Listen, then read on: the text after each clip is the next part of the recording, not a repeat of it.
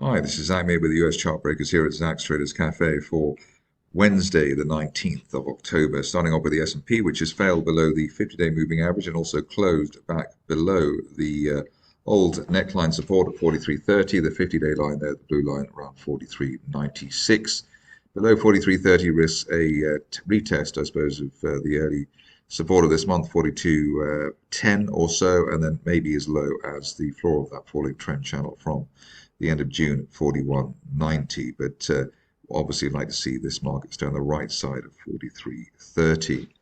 Moving on to the stocks, Abbot is the first contender, and here you can see that looks as though we're in a falling wedge situation. Need to break through $96 in that resistance line there from back in July. Above that, we could head up to 105 as soon as the end of next month.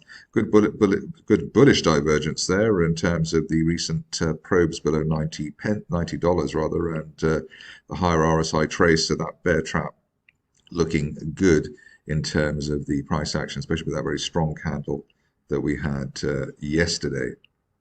Moving along to another potential turnaround situation. This one is Aquabounty, and here falling trend channel base, maybe not, it may not even be a base, but the floor of that channel there around $2.90. But ideally, we're looking for the shares to bounce or keep support about $3.50 and head up to the top of that channel at $5.70 by the end of next month, off the back of that uptrend line in the RSI window. So that bullish divergence line, hopefully putting an end to the recent extended bear run in Aquabounty. On to another situation which might appeal to people looking for a recovery in a stock. This one actually already recovered quite a lot, but unfilled gap to the upside last week for Acurx, and here following through very nicely within this rising trend channel in place since back in August. Top of that channel now heading to as high as $12, which could be a target for next month, while we remain above the floor of the channel around the $4.30 level currently. So above $4.30, looking for as high as $12 by the end of this year or even sooner.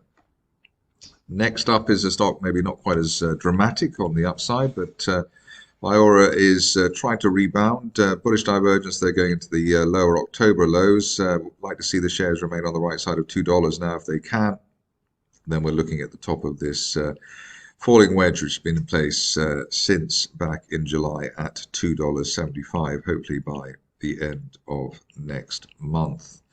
Moving along to Harpoon, and the picture here is one of a break of the 50-day moving average. That's around $6.24. Above that, we're looking for the top of that broadening triangle from back in May, as high as $12 by the end of next month. Obviously, that's quite a punchy call, but the gap close and the pushback above the 50-day line giving encouragement that there is going to be a sustained turnaround on that situation.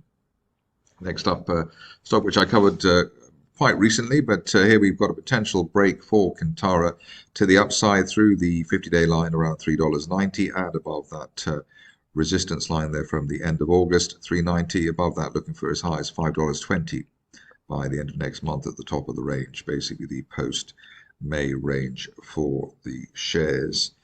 Nvidia, one of the stocks of the year, maybe one of the stocks of the decade, actually, according to some artificial intelligence play.